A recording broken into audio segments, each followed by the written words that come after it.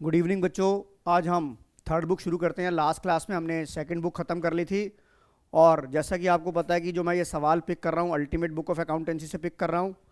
तो मैंने आपको ये कहा था कि चैप्टर नंबर 1 में जो आपकी बैलेंस शीट है वो मैं ये मान के चल रहा हूँ कि आपने याद कर ली है।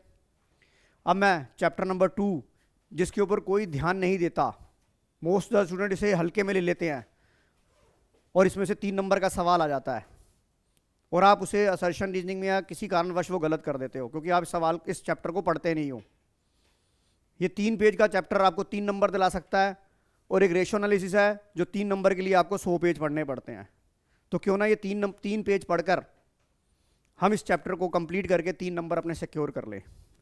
तो देखिए, मैंने आपको बताया था एनालिसिस ऑफ फाइनेंशियल स्टेटमेंट। जो हम फाइनेंशियल स्टेटमेंट मैंने आपको बताई वो क्या होती है। Number 1 balance sheet, number 2 statement of P&L, number 3 notes to accounts और नंबर 4 कैश फ्लो स्टेटमेंट। और जो आपकी बैलेंस शीट बनती है वो शेड्यूल 3 पार्ट 1 के अंडर बनती है और जो स्टेटमेंट ऑफ P&L बनता है वो शेड्यूल 3 पार्ट 2 के अंदर बनती है। अब हम फाइनेंशियल स्टेटमेंट का दूसरा चैप्टर पढ़ने जा रहे हैं। इससे पहले कि मैं ये चैप्टर शुरू करूं, आपको बताता हूं फाइनेंशियल टूल्स।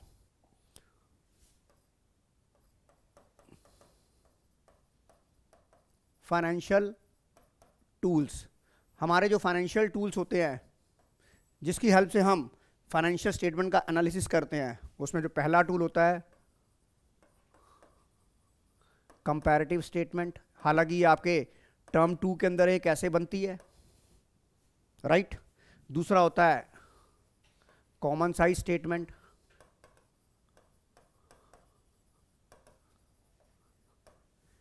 तीसरी होती है मेरी रेशो और चौथा होता है मेरा कैश फ्लो स्टेटमेंट। ये जो हमने कंपैरेटिव एंड कॉमन साइज बनानी है ये हमारा टर्म 2 के अंदर है, टर्म 2 के अंदर है, ये टर्म 1 के अंदर है, ये टर्म 2 के अंदर है। तो comparative statement, common size statement आपकी टूल्स होती है। अब इसके ऊपर हम थ्योरेटिकल पढ़ने जा रहे हैं। कंपैरेटिव कैसे बनाई जाती है, कॉमन साइज कैसे बनाई जाती है, ये हमारा टर्म 2 का है। पहले मैं आपको मोटा मोटी बता देता हूँ लेमैन में। जो कंपैरेटिव स्टेटमेंट होती है, आप एक साल को दूसरे साल से कंपेयर करते हैं। आप 2 साल का डाटा उठाते हैं और 2 साल के डाटा को आप कंपेयर करते हैं। That is called comparative statement. और कॉमन साइज स्टेटमेंट क्या होती है, आप 1 साल का डाटा उठाते हैं, 1 साल के डाटा को उसके अपने डाटा के साथ कंपेयर करते हैं। सर क्या मतलब हुआ, जैसे मैं कहूँ कि ये मेरी पूरी बॉडी है, मेरी हाइट 6 फुट है। अगर मैं कहता हूँ मेरी हाइट 6 फुट है, मेरी लेग्स उसमें से 6 फुट में कितनी है, मेरा धड़ कितना है, मेरा अपर एब्डोमिनल कितना है, लोअर एब्डोमिनल कितना है।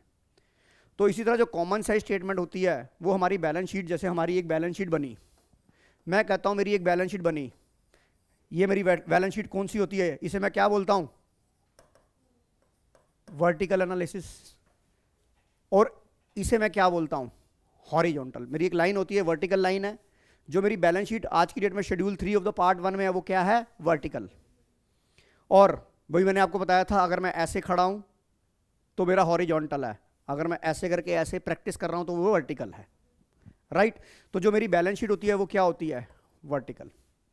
तो जो मेरी कॉमन साइज होती है, मान लो मैं यहां कहता हूं, मेरे को यहां पता है शेयर होल्डर फंड है, यहां नॉन करंट लायबिलिटी है, यहां करंट लायबिलिटी है। मान लो मैं ये कहता हूं मेरी टोटल लायबिलिटी 10 लाख रुपए है 2021 की, राइट। इसमें 5 लाख का शेयर होल्डर फंड है, 3 लाख का मेरा नॉन करंट लायबिलिटी है और करंट लायबिलिटी मेरी 2 लाख की है। तो कॉमन साइज स्टेटमेंट जो है 1 साल के डाटा को उसका वेट बताती है। मान लो मेरी टोटल लायबिलिटी जो है अगर 10 लाख है तो बताइए उसमें इसका कॉन्ट्रीब्यूशन, शेयर होल्डर फंड का कॉन्ट्रीब्यूशन कितना हो गया, 50% हो गया कि नहीं हो गया। क्योंकि आपको जो कॉमन बेस लेना है वो टोटल लायबिलिटी या टोटल एसेट लेना है। मैं थोड़ा सा आइडिया दे रहा हूं, बनाना मैं आपको सिखा दूंगा। अगर मैं ये कहूं कि मेरी टोटल लायबिलिटी 10 लाख है, उसमें शेयर होल्डर फंड 5 लाख है, तो इसका मतलब 50% कॉन्ट्रीब्यूशन, अगर टोटल लायबिलिटी मेरी 10 लाख की है तो 50% जो कॉन्ट्रीब्यूट कर रहा है वो क्या कर रहा है, शेयर होल्डर फंड। 30% मेरा क्या कवर कर रहा है, नॉन करंट लायबिलिटी। और 20% मेरा क्या कवर कर रहा है, करंट लायबिलिटी। और यहां पे अगर मैंने लिख दिया non current assets, current assets, तो मैंने यहाँ लिखा 5 लाख 5 लाख, टोटल दोनों 10 लाख होना चाहिए। तो इसका मतलब अगर टोटल एसेट मेरी 10 लाख है तो उसका 50% मेरा क्या रिप्रेजेंट कर रहा है, नॉन करंट एसेट्स, और 50% मेरा क्या कर रहा है, करंट एसेट्स। ये मेरी बात समझ में आ गई। जो कॉमन साइज स्टेटमेंट होती है वो 1 साल के डाटा के साथ कंपेयर की जाती है। मैंने 1 साल का डाटा उठाया, 2 साल का तो नहीं उठाया। बट जो कंपैरेटिव होती है वो 2 साल का डाटा आपस में कंपेयर किया जाता है। लाइक बेटा ऐसे देखिए, बनाना बाद में आएगा। मैं ये कहता हूँ आपका 21, 20 और 21, आपका मान लो शेयर होल्डर फंड 6 लाख का था, ये 10 लाख का हो गया। इसमें कितना चेंजेस आ गया, 4 लाख का चेंजेस आ गया, 4 लाख का चेंजेस आ गया। सिमरन दूसरा समझ में आ रहा है। अब इस 4 लाख को 6 लाख से इसमें परसेंटेज वाइज चेंज कितना, ये हो गया एब्सोल्यूट चेंज। और अगर आप एब्सोल्यूट परसेंटेज निकालना चाहते हैं तो इस फिगर को किससे डिवाइड कर देंगे, 6 लाख से। तो 4/6 इंटू में 100 कितना हो गया, 2 दूनी 4, 2 तिया 6, तो 66% आपका चेंजेस आया शेयर होल्डर फंड में। तो एक तरह से ये क्या बन गई आपकी कंपैरेटिव। एसएफएस वालों आपने तो ये कर रखी है, ये मैंने आपको करा रखी है। तो आपको एक चीज बताना चाहूंगा, जो कॉमन साइज होती है वो ऐसे बनी, राइट। इसका मतलब कॉमन साइज क्या हो गई, इसका मतलब कॉमन साइज स्टेटमेंट क्या हो गई, क्लियर हो गया कि नहीं हो गया। इसका मतलब कॉमन साइज स्टेटमेंट क्या हो गई आपकी, वर्टिकल, राइट। अब इसका दूसरा नाम क्या होगा, इसका दूसरा नाम मैंने क्या बोला, स्टैटिक। फिर मैंने आपको याद करने का तरीका बताया, और यहां पर मैं याद कराता हूं कंपैरेटिव का। कंपैरेटिव क्या होती है, हॉरिजॉन्टल, राइट, हॉरिजॉन्टल होती है। और इसे मैं क्या कहता हूं बेटा, डायनामिक। बताओ ये बात भी समझ में आ गई। अब इसका तीसरा नाम क्या है, कॉमन साइज के अंदर एक आइटम को, इसे हम क्या कहते हैं, इसे हम क्या कहते हैं, cross section, cross section analysis भी बोलते हैं इसे, राइट। ये भी चीजें आएंगी, आपको तीनों नाम दिए जाएंगे, आपसे कोई भी आइटम वो नाम पूछ सकता है। और इसे हम क्या बोलते हैं, जब हम 2 पीरियड का लेते हैं तो इसे हम क्या बोलते हैं, इसे हम दूसरा नाम बोलते हैं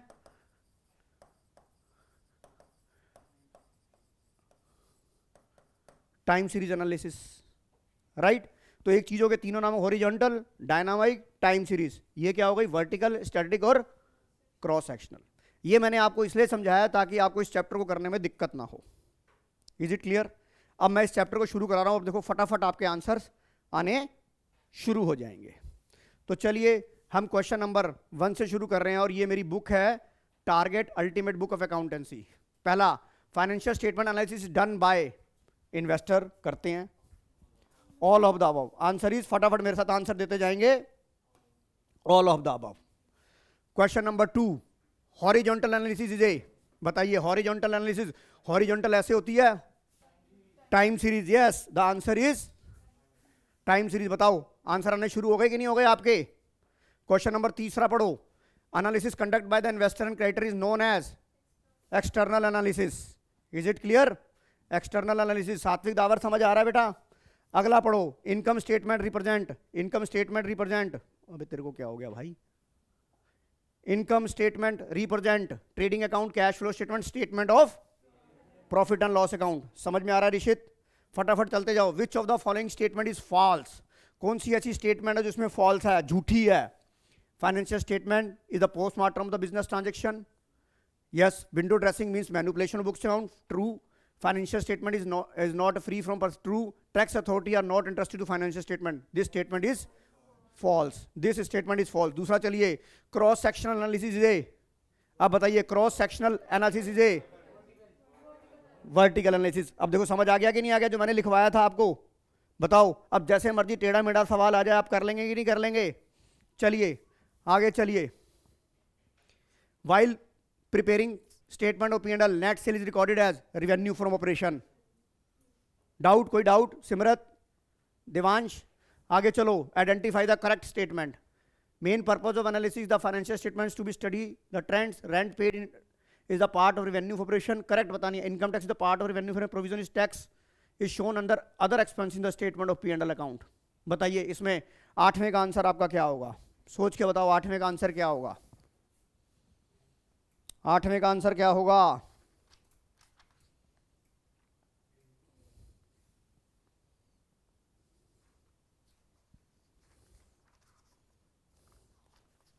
बताओ 8वें का आंसर क्या होगा? ए पार्ट। यस, आंसर हमारा होगा 8वें का होगा आंसर ए। चलो आगे चलो, आगे चलो। एनालिसिस इज कंसिडर डायनामिक किसे बोलते हैं हम? अब बताओ, हर एंगल से समझ आ रहा है क्या करता? अनिका, सात्विक, पावन नंदा, आगे चलो।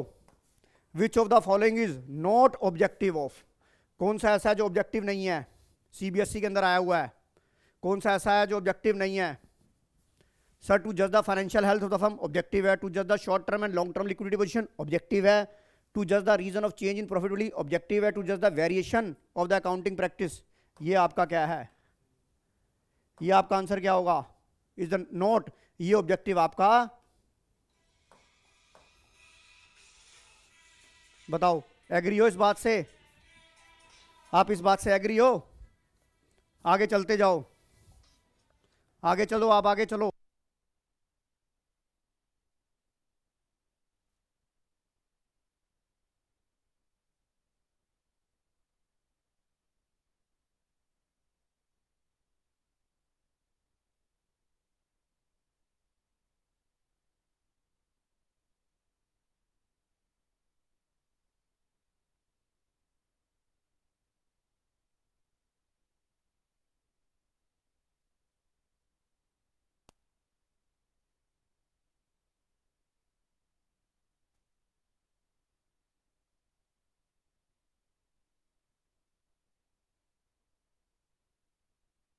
श्रुति, मेरी आवाज आ रही है आपको?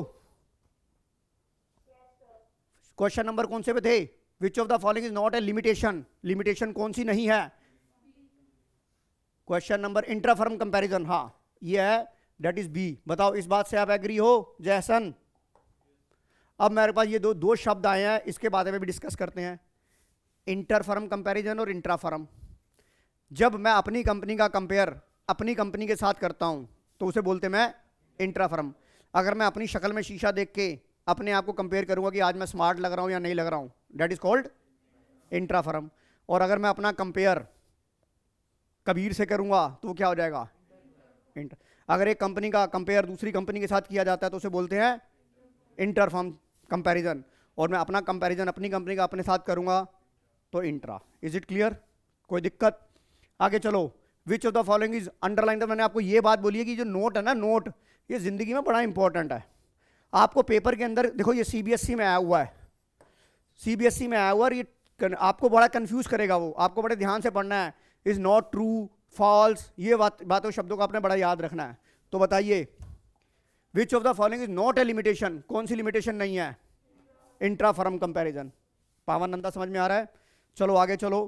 Question number 13, which of the following is limitation of financial analysis? कौन सी ऐसी है? क्वेश्चन नंबर 13 बताओ, कौन से क्वेश्चन नंबर 13 में बताओ क्या आंसर आएगा? ए पार्ट। यस, राइट, ए पार्ट से एग्री हो सात्विक, आप, ऋषित? चलो आगे। क्वेश्चन नंबर 14 फटाफट होता जाएगा। Comparison of value of one period with those of another period of the same firm, intra firm. Right, समझ आ गया कि नहीं आ गया? That is called question number 14 का क्या आंसर हो गया? Intra firm comparison. बताओ देवान सरीन, समझ में आ रहा है कि नहीं आ रहा? क्वेश्चन नंबर 15 पढ़ो। मैनिपुलेशन क्या होती है बेटा? विंडो ड्रेसिंग होती है। फटाफट पता लग गया? एकाग्रता कोई दिक्कत? बेटा ये चैप्टर नंबर 2 जितना ही छोटा है उतना ही खोटा है, अगर ना पढ़ के जाओ तो। क्लियर है? आगे चलो, फटाफट हो जाएगा बेटा chapter. Question number 16, a manager is efficient or inefficient can be judged by the objective assessing the managerial efficiency। ये नहीं हो सकता।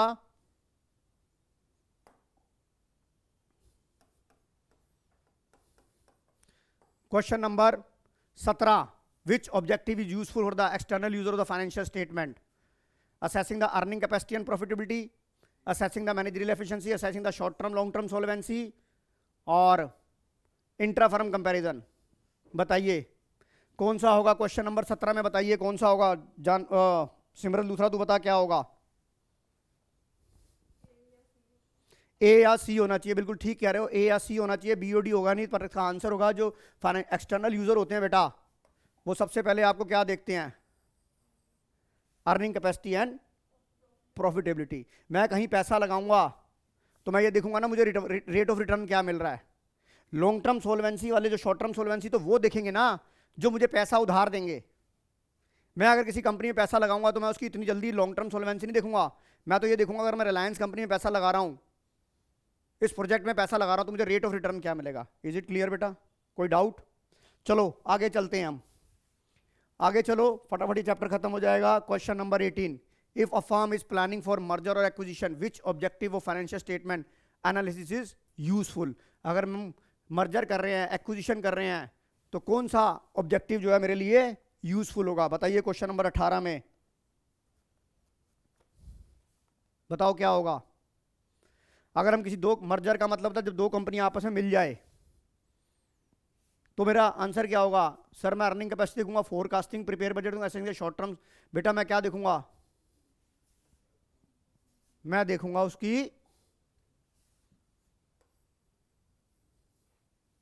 Interfirm comparison. चलूं आगे, आगे चलो। अब ये मैच द फॉलोइंग देखो आप, मैच द फॉलोइंग में trade union are interested. Trade union कहां किस में इंटरेस्ट होती है कि भाई नेगोशिएशन, राइट। बैंकर्स किस में इंटरेस्ट होंगे,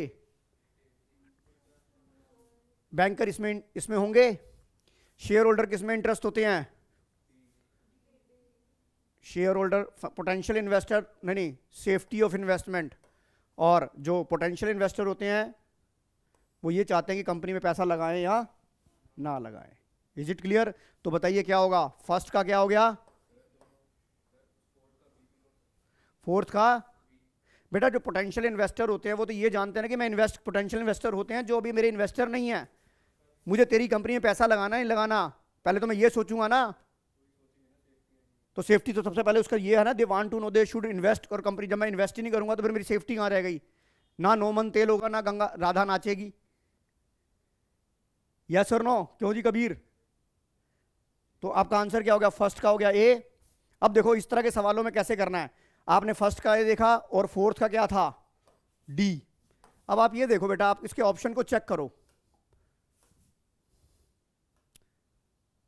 फर्स्ट का ए था, फोर्थ का डी था। ए ऑप्शन है कि नहीं है? वैसे चारों कंपैरिजन करना, पर फटाफट आपको आंसर मिल जाएगा। श्रेयाद लखा समझ आ रहा है? आगे चलो, अब आ जाओ ये भी सवाल बड़ा अच्छा, क्वेश्चन नंबर 20, हॉरिजॉन्टल एनालिसिस क्या होता है, इंटरनल, एक्सटर्नल, वर्टिकल। देखो मैंने आपको क्या बताया था, जो आपका वर्टिकल होता है वो क्या होता है, vertical is a cross sectional. Horizontal check कर लो,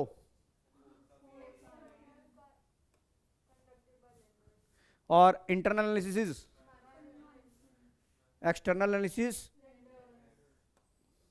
और ये क्या हो गया, इंटरनल एनालिसिस कंडक्ट बाय। तो बताइए आंसर क्या आएगा, फर्स्ट का डी। देखो फर्स्ट का डी इन दोनों में सब में किसमें, इसके साथ है कि नहीं है? देखो इसके साथ मैच कर रहा है, किसके साथ मैच कर रहा है, सेकंड का सी, हाँ, थर्ड का ए और फोर्थ का। समझ में आ गया आंसर, ये मिल गया कि नहीं मिल गया आपको, क्लियर हो गया बेटा ये? चलो आगे चलते हैं। Which of the following is not a tool of financial, tool और technique of the financial statement analysis.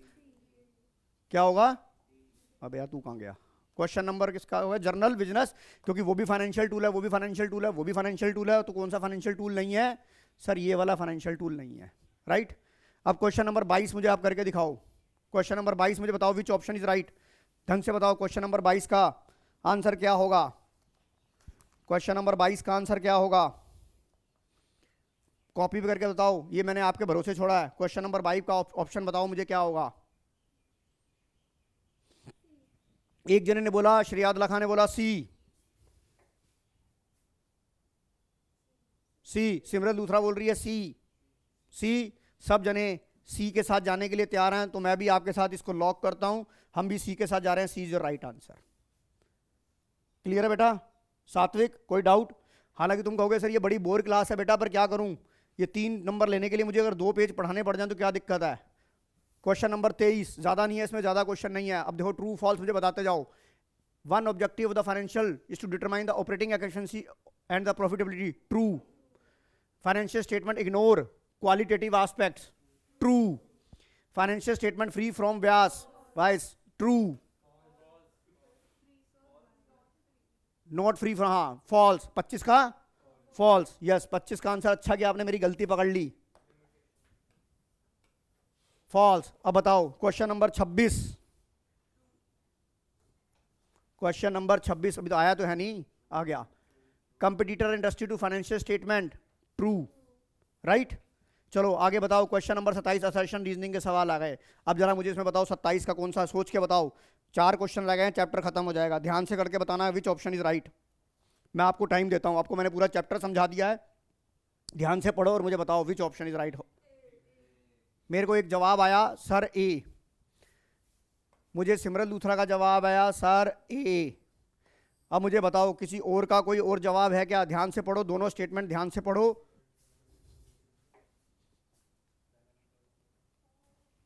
ध्यान से पढ़ बेटा, जब हम when the statement are several year compared against choose one base year, it is called dynamic. और dynamic का दूसरा नाम क्या होता है?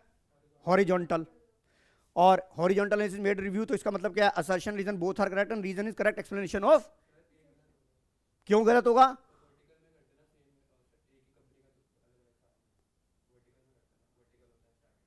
अरे भाई नहीं, फाइनेंशियल स्टेटमेंट सेवरल ईयर, दो सेवरल ईयर मतलब नंबर ऑफ ईयर ज्यादा हो गए कि नहीं हो गए? मैंने 2020, 2021, 2022 का डाटा आपस में कंपेयर कर रहा हूं, 2 साल से ज्यादा का डाटा हो गया तो वो उसे कंपैरेटिव नहीं बोलता मैं। और कंपैरेटिव क्या होती है? कंपैरेटिव क्या होती है? हॉरिजॉन्टल एनालिसिस होती है कि नहीं होती? और उसका दूसरा नाम क्या होता है? डायनामिक। हाँ जी।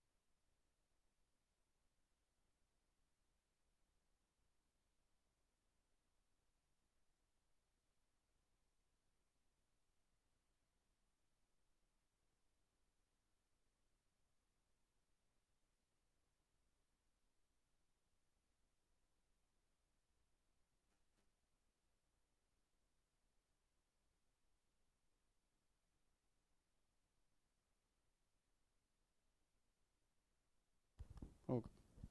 हाँ जी, हो गया ये। चलिए आगे चलिए। श्रुति बंसल समझ आ रहा है कि नहीं आ रहा? आगे चलो, ये चैप्टर खत्म होने वाला है। अब ऋषित जरा इसका ध्यान से दियो जवाब, 28 का। 28 का आंसर जरा ध्यान से पढ़ना, 28 का आंसर जरा ध्यान से पढ़ना, विच ऑप्शन इज राइट। पढ़ने दो। किसने बोला सी? एक आगरता ने सी बोला। Yes, answer C is right. देखो अब अच्छे से समझ आ गया कि नहीं आ गया? बेटा क्लास में आओगे तो कुछ सीख के जाओगे, एकदम झट से जवाब दे दिया पर फिर भी थोड़ा सोचा कर। अच्छा रीड करके दिया था, वेरी गुड, रीड करके दिया था, सोच समझ के आंसर दिया था। Answer is C. क्या बताइए, कोई इससे अगर डिसएग्री है तो मैं उसके साथ चलूं? मनहीर, चलूं आगे? चलिए क्वेश्चन नंबर 29। मेरे बच्चे मेरे बहुत अच्छा जवाब दे रहे हैं, मैं इसको छोटा कर देता हूं। 29 के ये, हाँ चारों रीजन आ गए। पढ़ो बताओ इसमें कौन सा रीजन होगा 29 का? लास्ट क्वेश्चन है 29, क्वेश्चन नंबर लास्ट है 29। इसके बाद हम रेशियो एनालिसिस शुरू कर देंगे। Yes, very good, A is right answer. Shruti Bansal बेटा समझ में आ रहा है कि नहीं आ रहा? अब बताओ, हमारा फाइनेंशियल स्टेटमेंट एनालिसिस का पूरा चैप्टर खत्म हो गया, असर्शन रीजनिंग भी समझ आ गई अच्छे से। चलो अब हम शुरू करते हैं रेशियो एनालिसिस। अब मैं शुरू कर रहा हूं अगला चैप्टर, अकाउंटिंग रेशियो। आपको पता है मैं रिवाइज नहीं करा रहा, अकाउंटिंग रेशियो आपको पता है, मेन मैं बता रहा हूँ 4 तरह की रेशियो होती है। Number 1 short term solvency, number 2 long term solvency. Short term solvency की कौन सी रेशियो होती है? Current ratio, liquid ratio. Long term solvency में होती है debt equity ratio, proprietary ratio, total asset to debt ratio और इंटरेस्ट कवरेज रेशियो। और एक इंटरेस्ट कवरेज रेशियो एक ऐसी रेशियो है जो लॉन्ग टर्म सॉल्वेंसी होने के बावजूद टाइम्स में आती है। उसके बाद रेशियो है एक्टिविटी रेशियो, जिसे मैं टर्नओवर रेशियो बोलता हूँ। उसमें inventory turnover ratio, trade payable, trade receivable, working capital turnover ratio, और लास्ट है मेरी profitability ratio, GP ratio, NP ratio, operating profit ratio, operating ratio, return on capital investment और capital employed, जिसमें overall profitability बोलता हूं। चलिए अब हम शुरू कर देते हैं। आइए करता जाता हूं मैं। Question number 1, current ratio is a liquidity ratio, right. Number 2 ideal ratio of current ratio 2:1। Very good. देखो ये वाला सवाल बहुत अच्छा सवाल। क्वेश्चन नंबर 3 करके दिखाओ मुझे। देखो करके दिखाओ मुझे। क्वेश्चन नंबर 3 फटाफट करके दिखाओ मुझे। क्वेश्चन नंबर 3 मुझे करके दिखाओ। जल्दी कॉपियां उठाओ और करके दिखाओ। अबे भाई तू कैमरा क्यों हिला देता है यार। आंसर, एक बच्चे का आंसर आया 47। बताइए आप लोग इससे एग्री हो तभी मैं आगे चलूंगा। सभी बच्चे निकालेंगे आंसर। सात्विक, जब तक तेरा नहीं निकलेगा मैं आगे नहीं चलूंगा। कुछ भी चीज निकालनी है देसी जुगाड़ बनाओ और करो। 47 एक बच्चे ने आंसर दिया। क्या होगा आंसर? 47। एग्री हो मनहीर? अनिका तू एग्री है 47 से? मैं कहूँ कि मैं एग्री नहीं हूं तो मैं गलत हूं कि सही हूं? गलत हो। यस मैं गलत हूं अगर 47 नहीं है। इसके अंदर जो मेन पॉइंट था वो क्या था? Not including inventory. मतलब स्टोर्स एंड स्पेयर इन्वेंट्री 15,000 है, इन्वेंट्री 15,000 थी, stores and spare not including 5,000 की जो इन्वेंट्री है इंक्लूड नहीं है, और मुझे इंक्लूड चाहिए भी। अगर इंक्लूड होती तो मैं इसे एक्सक्लूड कर देता। जैसन वालिया समझ में आ रहा है बेटा ये? Now answer is 47,000। अगला देखो, अगला मुझे क्वेश्चन नंबर 4, 5, 6 करके दिखाओ। Question number 4, 5, 6। Question number, very good. Question number 4 कितना है आंसर? 74। बेटा चेक करो कि 74 है कि नहीं है। 74। दूसरे का बताओ। 2:1 एक बच्चे का आंसर है। तीसरा बताओ। छठा बताओ, मतलब छठा आंसर है। छठा बताओ क्या आंसर है? करके देखो बेटा, छठे का आंसर बताओ क्या है। 2:1 छठे का? बेटा छठे का गलत है तुम्हारा। छठे का आंसर आएगा 1:1। करके देखो अपनी कॉपी पे। कॉपी पे करके देखो। आप तीनों सवाल कर रहा हूं तभी तो पता लगेगा। करके देखो फटाफट। करके देखो भाई। हैं यार एक बार बताओ, तुम्हें करंट रेशियो चाहिए? तुम्हें पता टोटल एसेट जो होगा वो टोटल लायबिलिटी के बराबर होगा कि नहीं होगा? आपको करंट रेशियो चाहिए तो आपको देखो, इधर देखो। आपको टोटल एसेट कितनी दे रखी है? 8 लाख। यहां पर नॉन करंट एसेट कितनी दे रखी है? 5 लाख। ट्रेड इन्वेस्टमेंट कितनी दे रखी है? 1 लाख। तो 2 लाख की करंट एसेट बच गई कि नहीं बच गई? समझ में आ गई कि नहीं आ गई? और करंट लायबिलिटी आपको 2 लाख दे रखी है, तो 1:1 नहीं आ जाएगा आंसर? तो 1:1 आंसर आ जाएगा नहीं आ जाएगा? हाँ जी सर नमस्कार। आगे देखो बेटा, आगे चलो। आगे मुझे बताओ। क्वेश्चन नंबर तीनों मुझे करके दिखाओ पहले। Question number 7, 8, 9। क्वेश्चन नंबर 7, 8, 9 करके दिखाओ मुझे, और क्या आंसर है?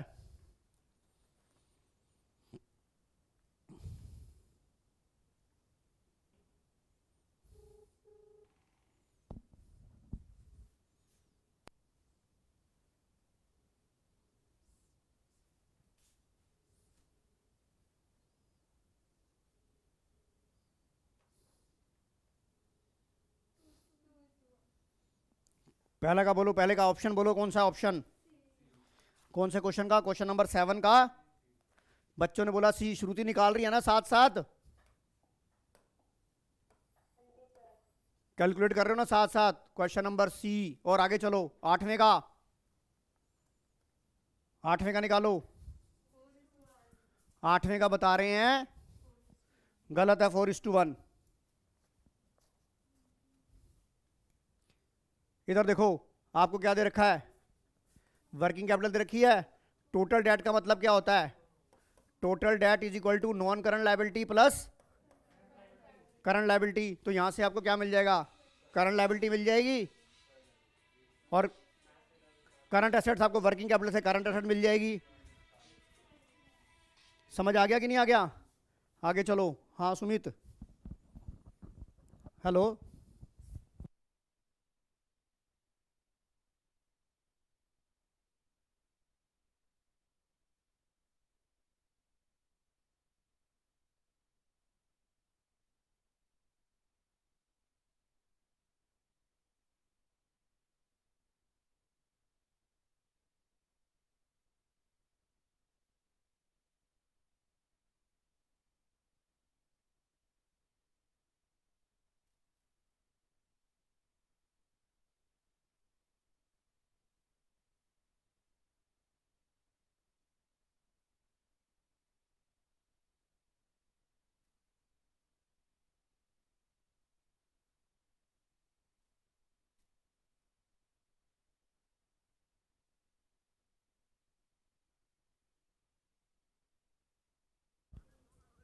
ठीक है ठीक है। अरे सुमित, अरे एक 200 पीस का ऑर्डर आया हमारे पास, 13-12 का आया है, 200 स्पाइडर का। हाँ वो एक पार्टी को देने हैं, वो शायद फैक्ट्री से लाने पड़े, कल परसों बताएगा वो। इतने हैं ना, तभी मैंने हाँ भी कर दिया ना, मुझे पता था। हाँ हाँ हाँ हाँ हाँ, ठीक है।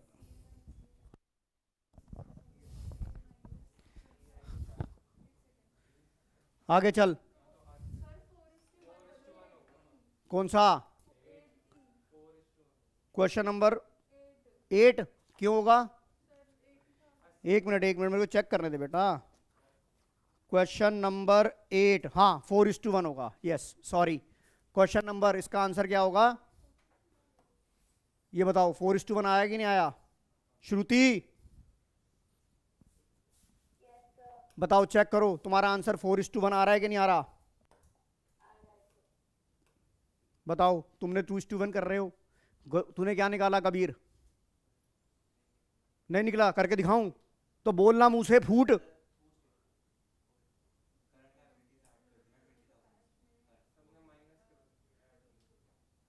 सिमरन दूसरा समझ, तेरे को समझाऊं? चलो क्वेश्चन नंबर 9 पे आ जाओ। Current ratio 2:1, redemption of debenture. आपको पता है redemption of debenture current liability हो गई, तो क्या होता है आपका 10,000 ऊपर से कम हो गया, 10,000 नीचे से कम हो गया, तो क्या हो जाएगा, इंक्रीज हो जाएगा। जब आपकी, मैं बताता हूं, जब आपकी आइडल रेशियो 2:1 हो और रीपेमेंट ऑफ करंट लायबिलिटी हो, तो ऑलवेज आपकी करंट रेशियो इंक्रीज होगी। प्रूव करके दिखाऊं सात्विक? दिखा दूं? हाँ तो बोल रहा मुंह से बेटा। ये देख, तेरी करंट एग्जिस्टिंग करंट एसेट्स क्या थी, 2 लाख बटा 1 लाख। ऊपर से तूने 10,000 माइनस किया, नीचे से तूने 10,000 माइनस किया, ये कितना आ गया, 190/90। देख 2:1 से 9 दूनी 18, 2 पॉइंट समथिंग, 2.111:1। तो देख क्या हो जाएगा इससे, इंक्रीज द करंट रेशियो हो जाएगी नहीं हो जाएगी? यस और नो? श्रेया समझ आ गया? आगे चलो, आगे चलो। Current ratio of the company 2:1, sale of non current investment 10,000 would be result. बताओ इसका क्या होगा? क्वेश्चन नंबर 10 का आंसर बताओ क्या होगा? क्वेश्चन नंबर 10 का आंसर बताओ क्या होगा? इंक्रीज। आप श्रेयाद लखा कह रही है इंक्रीज, सिमरन दूसरा कह रही है इंक्रीज, ऋषित कत्याल क्या कह रहे हैं, इंक्रीज। देखो सात्विक तेरे को फिर उड़ गया तू, इधर देख यार बेटा, मैं नहीं होते तो मैं समझाता हूं। देख जो भी तुझे रेशियो दे रखी हो, सुन, जो भी तुझे रेशियो दे रखी है उसको, उसका एक इमेजिनरी फिगर बना ले। 2:1 है, 2 लाख ऑब्लिक 1 लाख। अब अपना डबल एंट्री सिस्टम को लिख।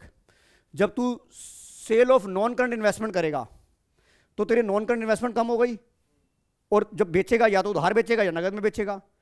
उधार बेचेगा तो डेटर बन जाएगा, नगद बेचेगा तो कैश बन जाएगा। डेटर भी तेरा करंट एसेट्स है, और कैश भी तेरा, तो ऊपर का हिस्सा, ऊपर का न्यूमरेटर बढ़ जाएगा नहीं बढ़ जाएगा? ऊपर का न्यूमरेटर बढ़ जाएगा कि नहीं बढ़ जाएगा? तो बता तेरी इंक्रीज हो जाएगी नहीं हो जाएगी करंट रेशो? अब आगे आ जा, करंट रेशो 2:1, 2 लाख बटा में 1 लाख। तूने बी आर एंडोर्स कर दिया क्रेडिटर को, ऊपर से बी आर तेरा आ गया, नहीं बी आर क्रेडिटर कैसा डिसऑनर हो गया वो तेरा। जब डिसऑनर हो गया तो तेरा बी आर डेटर बन जाएगा दोबारा से वो, तो यहां डेटर बन गया 10,000 का, क्या बन गया ये डेटर। और जिस क्रेडिटर को तूने पेमेंट की थी वो भी तो तेरे गले पड़ जाएगा, तो वो भी तेरा 10,000 रुपये हो जाएगा नहीं हो जाएगा? बताओ सिमर रतेजा, बेटा समझ में आया कि नहीं आया? तो क्या हो जाएगा तेरी डिक्रीज इन करंट रेशियो। बेटा अनिका धीर समझ में आ रहा है? क्लियर है? हाँ जी, पावन नंदा, जैसन, ऋषित, चलो आगे आगे चलो। Question number 12, current ratio of the companies 1:1। देखिए यहां पर, अब मैं यहां पर मैं कराऊंगा करंट रेशो कितनी सात्विक, तू कह रहा ना मेरे को सवाल नहीं आते ये वाले, 1 लाख बटा 1 लाख, राइट। अब इधर देख, तूने परचेज ऑफ लूज टूल्स किया अगेंस्ट चेक, तेरा बैंक कम हो गया 10,000 का, और लूज टूल बढ़ जाएगा, पर लूज टूल इन्वेंट्री का पार्ट होता है, और लूज टूल तो हम लेते ही, तो लूज टूल तो हम लेंगे ही, जो ये 10,000 का लूज टूल्स आएगा ये तो हम लेंगे ही नहीं, क्योंकि इन्वेंट्री में लूज टूल हम एक्सक्लूड करते हैं, और प्रोविजन फॉर डाउटफुल डेट को डेटर में से माइनस करते हैं। तो बता ये क्या हो गया, डिक्रीज हो गई कि नहीं हो गई? श्रुति बंसल समझ में आ रहा है कि नहीं आ रहा?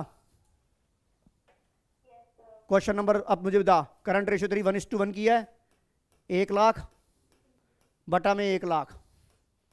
तूने सेल ऑफ गुड्स किया 2 लाख रुपए का, 1.5 लाख की कॉस्टिंग थी, तेरा इन्वेंट्री में से 1.5 कम हो गया, प्लस 2 लाख रुपए का गुड्स तूने बेचा, चाहे उधार बेचा चाहे नगद बेचा, नीचे कोई चेंज नहीं हुआ, तो क्या हो गया, इंक्रीज। बताओ कोई डाउट, बताओ कोई डाउट? अब आइडिया समझ में आ गया कि नहीं आ गया? आगे चल। विच of the following transaction will improve the current ratio if the current ratio is 2:1? सबसे पहली बात कि जब आप पेमेंट टू, जब आपकी आइडल रेशियो और पेमेंट टू क्रेडिटर करते हो, मतलब पेमेंट टू करंट लायबिलिटी करोगे तो आपकी रेशियो इंक्रीज होगी। देखो पेमेंट टू क्रेडिटर है कि नहीं है इसमें? C answer is. आप बाकियों में वेरीफाई कर लेना, ये तब होगा जब आपकी आइडल रेशियो 2:2 आइडल होगी, पर अगर 1:1 होगा तो आंसर आपका चेंज हो जाएगा। उस केस में क्या होगा? उस केस में नो चेंज हो जाएगा। चलूं आगे, कोई डाउट? देवान सरीन आगे चलो। Question number 15, the ratio of the current asset 10 lakh, current liability 4 lakh. आपकी रेशियो जो थी वो 2.5:1 थी। अकाउंटेंट ये चाहते हैं कि हमारी रेशियो 1.8:1 बन जाए by acquiring some asset on credit. Asset, current asset acquire कर रहे हैं, तो एक्वायर कर रहे हैं तो ऊपर करंट एसेट बढ़ जाएगी, नीचे करंट लायबिलिटी बढ़ जाएगी। तो इस तरह के सवालों को कैसे करना है? आपकी एग्जिस्टिंग क्या थी बेटा? इधर देखो, आपकी एग्जिस्टिंग क्या थी? आपकी एग्जिस्टिंग क्या थी? इधर देखो, एग्जिस्टिंग थी आपकी एग्जिस्टिंग क्या थी? इधर देख देवांश, 10 लाख डिवाइड बाई, आप चाहते क्या हो? आपकी क्या बन जाए? 1.8:1। और आपको डिसीजन क्या दिया गया है कि सर आपने क्या करना है? आपने क्या करना है? एसेट्स एक्वायर करनी है, करंट एसेट, तो ऊपर से एक्स बढ़ जाएगा और नीचे से करंट लायबिलिटी क्या बढ़ जाएगी? एक्स बढ़ जाएगी। अब क्रॉस मल्टीप्लिकेशन करके एक्स की वैल्यू निकालो, करो एक्स की वैल्यू निकालो। कुछ सवाल मेरे साथ हेल्प से करो बेटा। हर्षरिया कहाँ रह गई आज?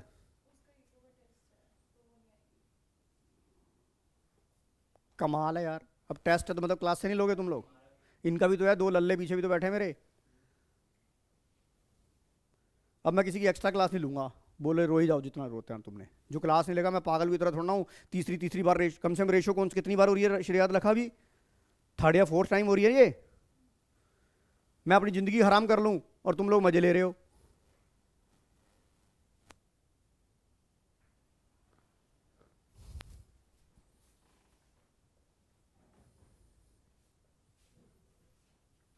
बेटा वो जो 2 वीडियो सैंपल पर की बनाई ना, देख ले पावन नंदा, बहुत बढ़िया बढ़िया क्वेश्चन है उसके अंदर। देवांश तूने देख ली? मत देखो बेटा, क्या जरूरत है, पागलों की तरह सर भौंक तो रही हैं।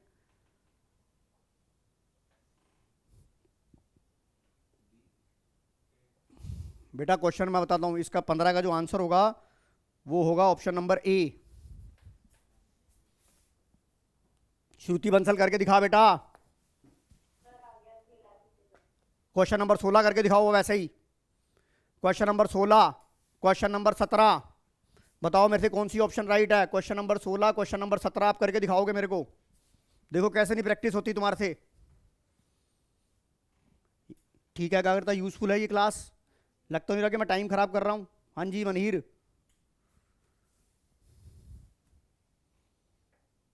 श्रुति तूने पेपर के अंदर बेटा वो बॉक्स नहीं भरे हैं तूने, जीरो हो जाएगा तेरा वहां।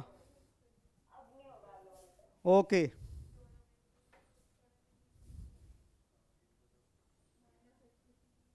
पेमेंट और करंट लायबिलिटी करोगे तो ऊपर से एक्स कम हो जाएगा, नीचे से करंट लायबिलिटी कम हो जाएगी। निकालो, find out the value of x.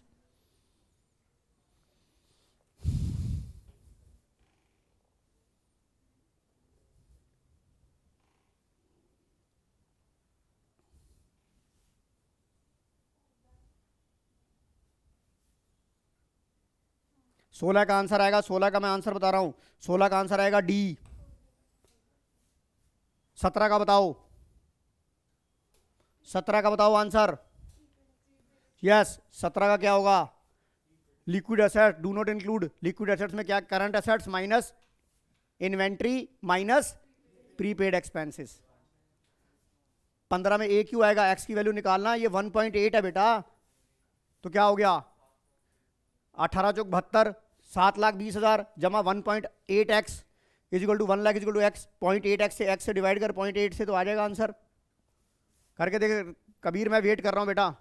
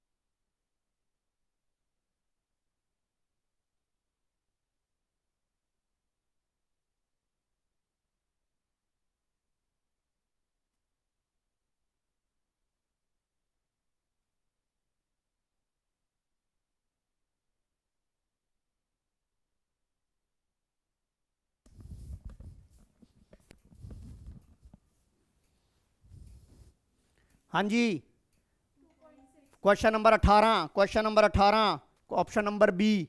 जिसका नहीं आया वो भी बताए, जिसका आ गया वो भी बताए। 2.6, क्वेश्चन नंबर 19 20, 19 20 बताओ कितना आ रहा है।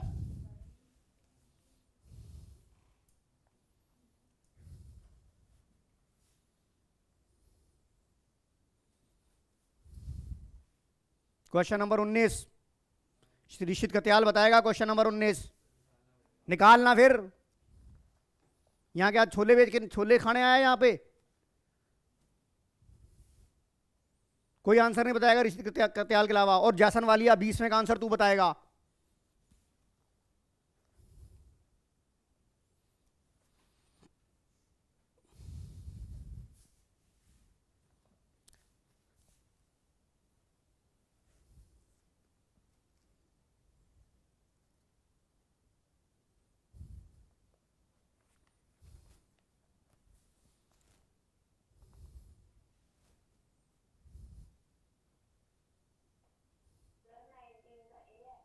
अबे मेरी माँ तेरे से थोड़ा ना पूछा था।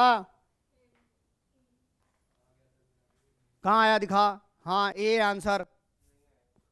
तेरा कैसे आ जाएगा ऋषित? ऐसे थोड़ा ना आ जाएगा यार। ऐसे क्या देख रहा है? इतनी देर में तो बेटा रेल गाड़ी पहुंच गई लुधियाना। इधर देख, करा दूंगा, मैं ही कराऊंगा। अब तुझे क्या निकालना है? लिक्विड रेशो निकालनी है। लिक्विड रेशो का फार्मूला क्या होता है पहले तो बता। हाँ, liquid assets upon current liability. ये होती कि नहीं होती? अब ये बता, तेरे को वर्किंग कैपिटल दे रखी है, पहले यहां से टोटल डेट में से इसको तू माइनस कर देगा तो 80,000 रुपये की करंट लायबिलिटी आ गई। 80,000 की करंट लायबिलिटी आ गई। अब तू 80,000 यहां फिट करेगा तो करंट एसेट्स आ जाएगी, और करंट एसेट्स में से क्या माइनस कर देगा? अब भाई 2 लाख किया करके दिखा। सात्विक समझ आ गया कि नहीं आ गया? समझदार को इशारा काफी। तेरे से भी निकला श्रेया? निकल गया। मनहीर अगला क्वेश्चन बताएगा जैसन वालिया, उससे 21वें की तैयारी कर ले पावन नंदा। अभी चल कोई नहीं, 20वां आ गया तेरा। ये अब तो आएगा ही आएगा। 20वां बता जैसन वालिया।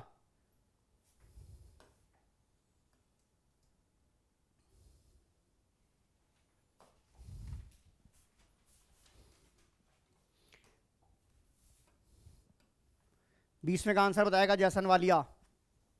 आइडिया मैंने तुम्हें दे दिया है।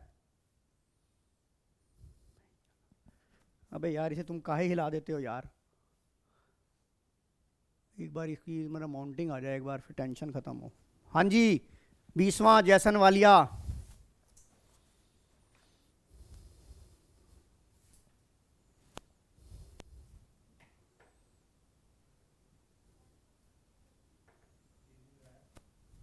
बेटा सात्विक मेरे से पूछ ले, उससे क्या पूछ रहा है?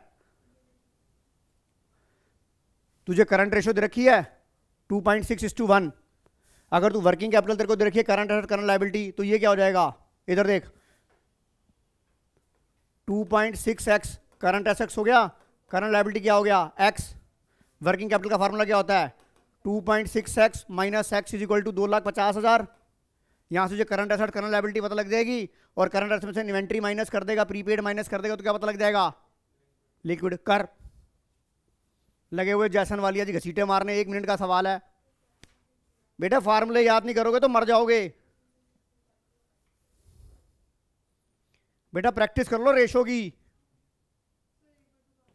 अच्छा इधर देख, तुझे पता है वर्किंग कैपिटल ये है, मैं दोबारा से बता रहा हूं। तुझे पता है वर्किंग कैपिटल ये है, वर्किंग कैपिटल का फार्मूला क्या होता है? मैं यहीं लिख रहा हूं। वर्किंग कैपिटल मतलब C A minus C L, debt is equal to working capital. अब इसकी करंट रेशियो क्या दे रखी है? इसका मतलब अगर एक्स तेरी करंट लायबिलिटी है तो 2.6x तेरी करंट एसेट्स हो गई कि नहीं हो गई? और वर्किंग कैपिटल कितनी है तेरी? 2,50,000। तो बता एक्स की वैल्यू आ गई, करंट एसेट्स आ गई, करंट एसेट्स में इन्वेंट्री माइनस कर दे, प्रीपेड माइनस कर दे, तो लिक्विड आ गई। कौन सा आंसर आ रहा बता ऋषि तब? बेटे जब तक तू बताएगा नहीं तो छोड़ूंगा नहीं तेरे को मैं आज। है सी, सी जो राइट आंसर। 21 बताओ, 21 बता क्या करता?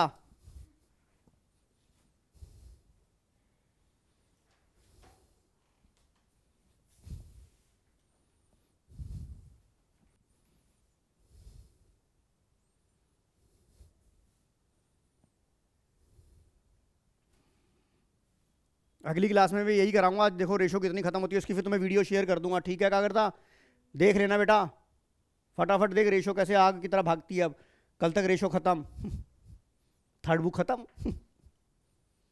फिर फंडामेंटल शुरू कर देंगे कल 6:30 बजे।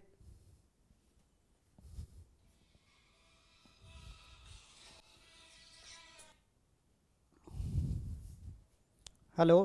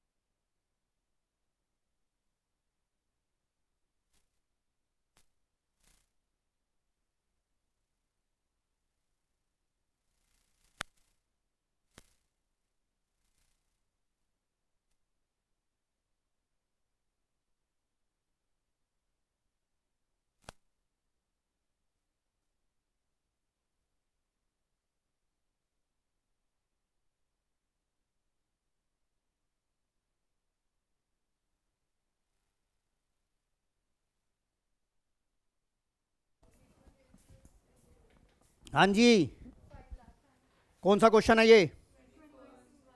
21 मैंने पूछा किससे था? 21 का क्वेश्चन नंबर का 21, एक बार मैं चेक कर लूँ। 21 बिल्कुल 5 लाख आंसर है। चलिए आगे चलेंगे हम। क्वेश्चन नंबर कहाँ था? हाँ 22। 22 का कितना है? 22 का है 15,000। सबका करेक्ट आंसर आ रहा है। चलिए क्वेश्चन नंबर 23, 24, 25 करके दिखाओ। ये क्वेश्चन नंबर मेरा क्या है? 23, 24, 25 करके दिखाओ। अब क्वेश्चन नंबर 23, 24, 25 मुझे करके दिखाएंगे सभी जने। देखो हाथ से हाथ प्रैक्टिस हो जाएगी नहीं हो जाएगी? मनहीर बताएगी 23 का आंसर।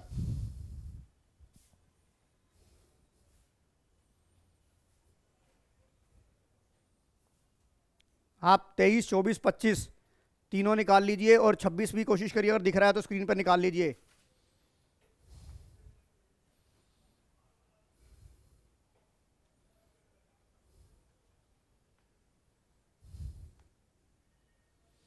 इकतीस सवाल के बाद ब्रेक लेंगे थोड़ा सा, फिर 5 बजे वाली क्लास शुरू करेंगे। देखते हैं 31 सवाल तक बाद, या जितने हो जाएंगे करते रहते हैं। शिवरात्रि क्लास तो नहीं है कोई और? कितने बजे है? चल 10 मिनट और बैठ जा। हमारे टोटल जो रेशो के जो सवाल है ना, वो 125 के करीब है। 125 में अगर हमने आज कितने कर लिए? 50, 60 भी कर लिए तो 2 दिन में हो गया खत्म। मंगलवार तक खत्म हो जाएगा। मनहीर आंसर बता कितना है इसका? क्वेश्चन नंबर 23 का आंसर बता।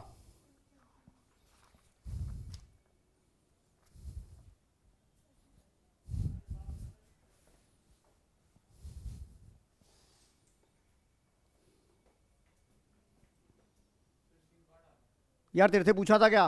कोई बात नहीं, अब तेरी लंका तो मैं लेता हूँ। अब अगले 4 सवालों में तू ही बताएगा। 24, 25, 26 होशियार बन रहा है। तू बता मुझे, तू बता, मुझे नहीं पता।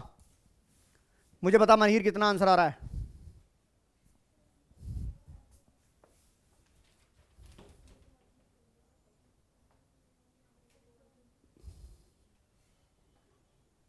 नहीं आ रहा तो मैं कराऊं?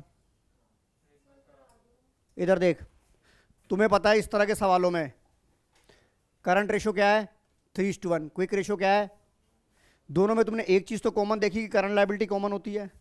तो current liability is x, liquid asset is 1.2x, और करंट एसेट्स इज 3x। अब आपको पता है, आपको क्या दे रखी है? वर्किंग कैपिटल दे रखी है। वर्किंग कैपिटल का फार्मूला क्या होता है? Current assets minus current liability. ये क्या दे रखा है? 1.5 लाख। करंट एसेट्स कितनी है? 3x minus x. यहाँ से करंट एसेट करंट लायबिलिटी आ गई। करंट एसेट आ गया, इन्वेंट्री माइनस करेगा। इन्वेंट्री चाहिए ना तेरे को, तो ये कितना आ गया? एक्स कितना आ गया? ये 75। ये क्या आ गई? Current liability. तो करंट एसेट्स कितनी आ गई? 225 आ गई। सात्विक समझ में आ रहा है? और तुझे पता है लिक्विड, इसका दूसरे का फार्मूला क्या होता है? भाई मेरा वो पेन कहाँ गया? तुझे पता है liquid asset is equal to current assets minus inventory plus prepaid. अब लिक्विड एसेट तुझे पता कितनी थी? 1.2x थी। एक्स की वैल्यू तूने निकाल ली थी। एक्स कितना था? 75,000। तो 75 और अरे 1.12 × 5 = 60, 12 से 84, 90,000 पे आ गया ये। सात्विक यहाँ पे पुट कर 90,000। करंट एसेट कितनी थी तेरी? 2,25,000 minus inventory plus prepaid. Prepaid 0, inventory की वैल्यू आ गई कि नहीं आ गई? ऋषित गत्याल, हाँ बोल बेटा। एडवांस टैक्स प्रीपेड एक्सपेंस में आता है। हाँ, मतलब प्रीपेड एक्सपेंस, एडवांस टैक्स और इन्वेंट्री, 3 आइटमें होती हैं 12th लेवल पे। अरे प्रीपेड प्रीपेड अलग होता है, एडवांस टैक्स अलग होता है बेटा। हाँ अलग होता है वो। हाँ 3 चीज़ें होती हैं, प्रीपेड, एडवांस और वो। 12th लेवल पे 3 आइटमें याद करनी है, इन्वेंट्री, प्रीपेड और एडवांस टैक्स। हाँ तो भाई तू कर ले, एडवांस टैक्स अलग भी दिखेगा तो भी वो इसी का ही पार्ट है। वो एडवांस टैक्स बोलते हैं। एडवांस टैक्स माइनस करेंगे बेटा।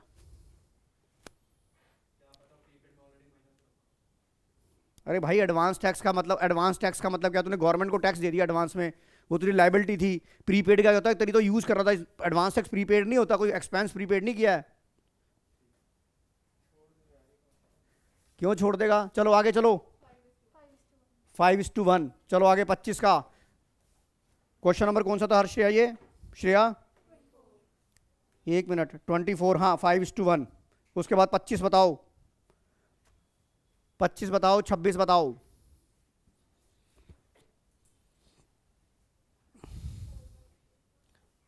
25वां है, बिल्कुल ठीक कहा, क्या करता, 4:3। अनिका समझ आ रहा है। Question number 26, 27, 28, 26, 27, 28।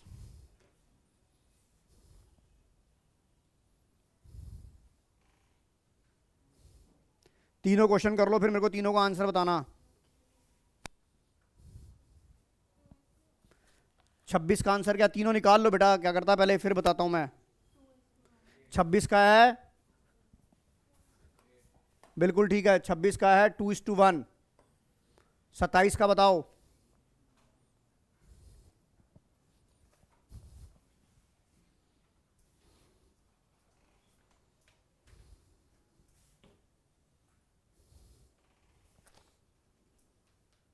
बत्तीस तक सवाल करेंगे, क्योंकि उसके बाद सोलवेंसी लॉन्ग टर्म शुरू हो जाएगी, हम सब तुम्हारा एक रेशियो तो खत्म कर लें। बताओ 27 का बताओ। गलत है, 2:1 गलत है बेटा। 4:3 नहीं आया, निकाल के दिखाऊं, निकाल दूं। इधर देखो क्या निकालना है आपको, करंट रेशियो निकालनी है। इधर देखो देसी बैलेंस शीट बनाओ। इधर देख, टोटल एसेट कितनी है पावन, 10 लाख। नॉन करंट एसेट कितनी थी, 6 लाख।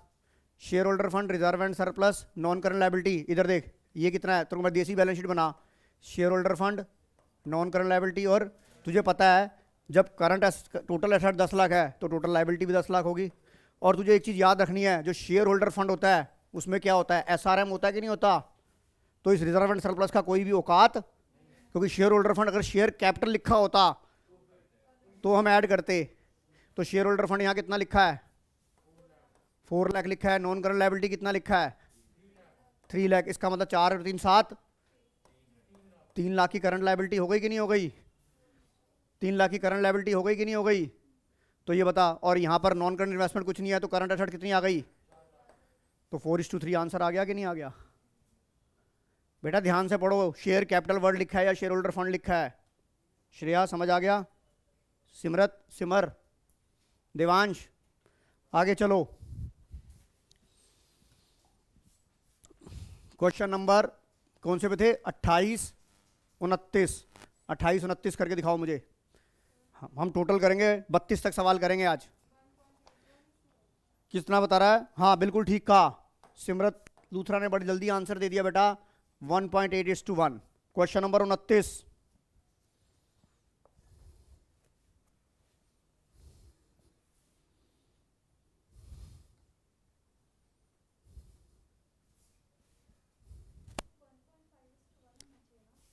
नहीं बेटा सही कहा उसने, तेरे को वर्किंग कैपिटल दे रखी है।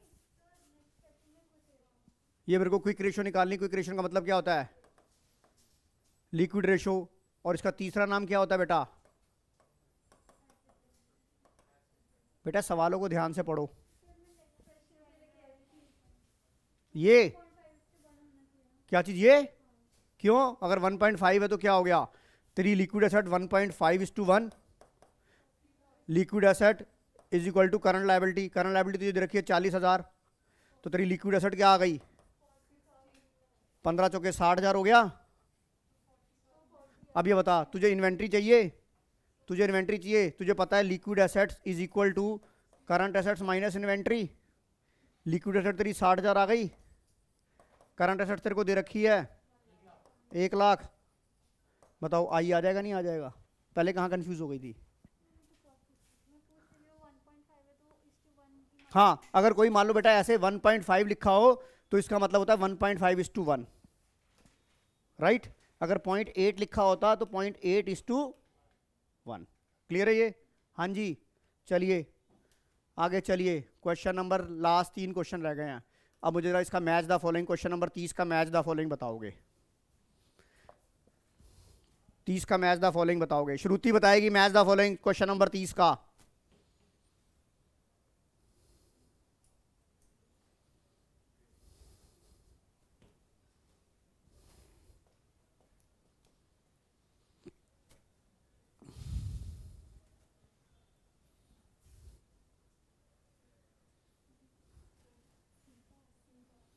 क्वेश्चन नंबर 30 का बच्चों ने आंसर दिया C. C is your right answer. C is your right answer. Verify करो, C is your right answer. Verify करो, सी बच्चे का जवाब है, सी इज राइट आंसर। सात्विक जल्दी देख बेटा, कर। अनिका, देवांश, पावन नंदा जी आ गया। हाँ जी, जब तक आप सब नहीं बताओगे कि आ गया मैं चलूंगा। देव जैसन Walia, question number 31। Question number 31 match the following करे हैं। वाह सात्विक, सात्विक दावर ने बड़ी जल्दी, बहुत जल्दी से आंसर दे दिया। Debt is answer number B. Very good. चलिए एग्री हो वही से, सभी जने एग्री हैं बी से। देवांश, पावन, चलिए क्वेश्चन नंबर 32, लास्ट सवाल आज का। क्वेश्चन नंबर 32, इसके अगली वाली क्लास में आगे वाली एक सॉल्वेंसी करा दूंगा। तो बेटा ये वाली वीडियो तुम तो बैठे हो, जो नहीं बैठे हैं वो देख लेंगे घर जाके। अगर बैठे हो तो बैठ जाओ। कौन सा होगा बताओ इसमें, विच ऑप्शन इज राइट।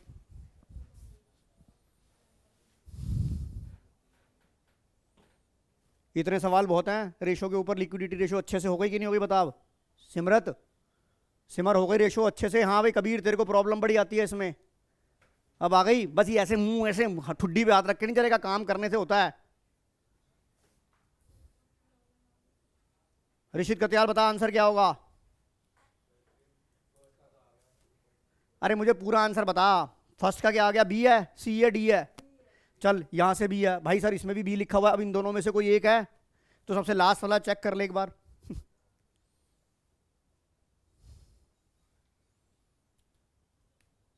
पहला और लास्ट देख, पहले और लास्ट में कुछ मिल गया कि नहीं मिला। चारों चेक करने नहीं पड़ेंगे। क्यों श्रेया, सही बात है ना, शॉर्टकट तरीका है।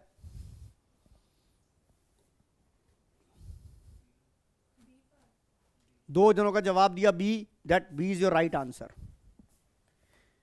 B is your right answer. Shruti Bansal, is it clear.